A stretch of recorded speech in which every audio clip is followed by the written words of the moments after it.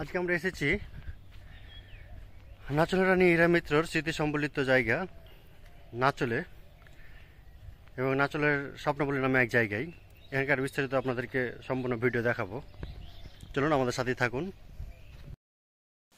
এটা হচ্ছে স্বপ্নপল্লী পার্কের মূল প্রবেশদ্বার, যেখান দিয়ে আপনি সহজে প্রবেশ করতে পারবেন। গেট থেকে ঢুকে প্রথমে হাতের ডান দিকে পড়বে স্বপ্নবিলাস নামে একটা কক্ষ, তারপরে সারি সারি পাম ট্রি গাছ, পাম ফলের গাছ, এবং হাতের বাম পাশে পড়বে একটা রাজকীয় চেয়ার যেখানে ছবি তোলার ব্যবস্থা রাখা হয়েছে এবং এখানে লেক সিস্টেম করা হয়েছে যেখানে পানিতে ভাসা যাবে। পার্কের গেট দিয়ে ঢুকে হাতের ডান দিকে প্রথমে পড়বে বৃষ্টিবিলাস নামক এক স্পট, আর তার পাশে রয়েছে সারি সারি কিছু গাছ। আর আপনারা এখন যে গাছটা দেখতে পাচ্ছেন সেটা আমার কাছে আজব একটা গাছ মনে হয়েছে। আপনারা যদি এই গাছের নাম জানেন তাহলে অবশ্যই কমেন্ট করে জানাবেন। এবং এখানে বিভিন্ন নামে বিভিন্ন ধরনের পিকনিক স্পট রয়েছে, যেমন কোনটা স্বপ্নচূড়া, কোনটা শান্তিলতা, কোনটা মানিক ছায়া, কোনটা তরু ছায়া।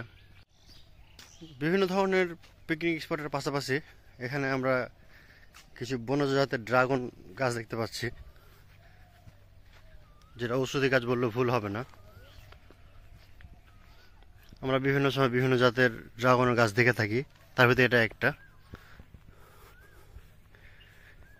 এবং এখানে অসম্ভব সুন্দর ফুল দেখা যাচ্ছে, ফলও আছে।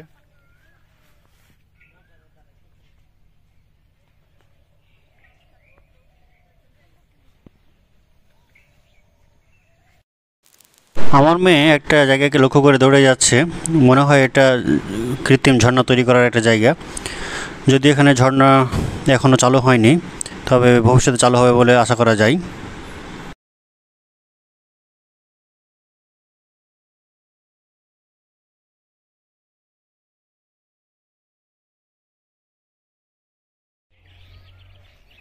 পার্কের চারপাশে এরকম কৃত্রিম লেক তৈরি করা হয়েছে এবং পাশে উঁচু জায়গা করা হয়েছে।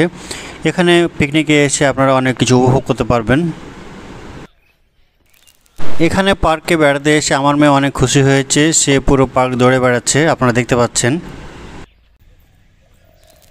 পুরো পার্ক জুড়ে অসংখ্য সবুজ গাছগাছালিতে ভরপুর।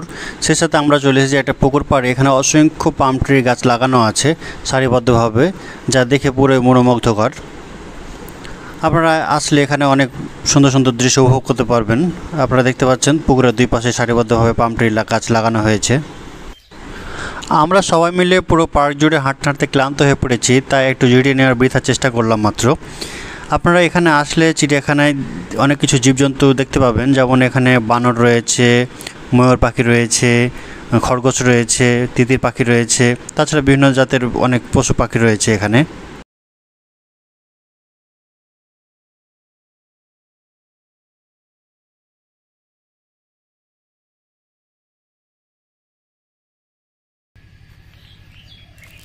নাচলের দোগাছি নামক জায়গায় এই পল্লীমঙ্গল পার্কটা।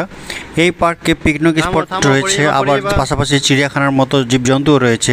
সেই সাথে ছোট বাচ্চাদের বিনোদনের জন্য বিভিন্ন ধরনের রাইডের ব্যবস্থা করা হয়েছে।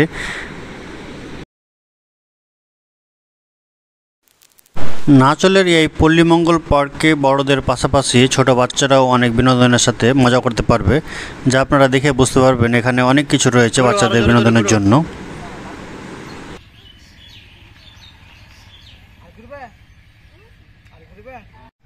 এই যে সুন্দর পকেটওয়ালা ক্যাঙ্গারু, পকেটে বাচ্চা আছে, ওখানে ঘোড়া আছে। বসতে হয়, বসতে হয়, বসে যেতে হয়, বসে যেতে হয়। হ্যাঁ, এখানে রয়েছে ধনুষ পাখি, এখানে ডাইনোসর। আমরা যখন বসে বিশ্রাম করছিলাম পুকুরের ওই পাশে, ঠিক ওই পাশ থেকে আপনাদেরকে এই পাশে দেখেছিলাম। এখন আমরা চলে এসেছি পুকুরের ঠিক বিপরীত পাশে। এই বিপরীত পাশ থেকে আমরা আপনাদেরকে ওই পাড়টা দেখাচ্ছি। দেখতে পাচ্ছেন সারি সারিবদ্ধভাবে অনেকগুলো গাছ লাগানো রয়েছে এবং এক সুন্দর পরিবেশ। শাপলা ফুল, ডলফিন, এটা ডলফিন নামবে না নিচে।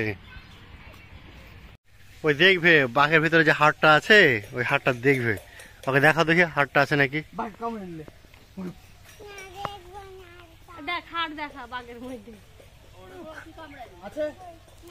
প্রাইমারি ক্লাসের বইয়ে রয়েছে বক তার লম্বা ঠোঁট দিয়ে বাঘের গলার ভিতর থেকে হাড় বের করে দেয়, সেই দৃশ্যটা এখানে স্থাপন করা হয়েছে এবং এই দৃশ্যটা দেখার জন্য আমার মেয়ে ব্যাকুল। ধরো আর সুর ধরো, সুর ধরো, দাম ধরো।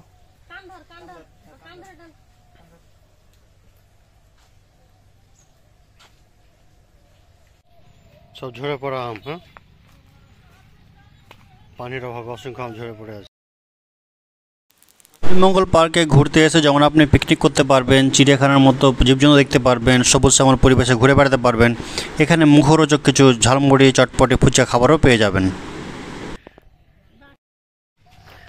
এবং এখান থেকে আমাদের ভিডিওটি শেষ হলো। যদি আপনাদের ভিডিওটি ভালো লাগে তাহলে অবশ্যই লাইক, কমেন্ট, শেয়ার করবেন এবং সাবস্ক্রাইব করে আমাদের পাশে থাকবেন।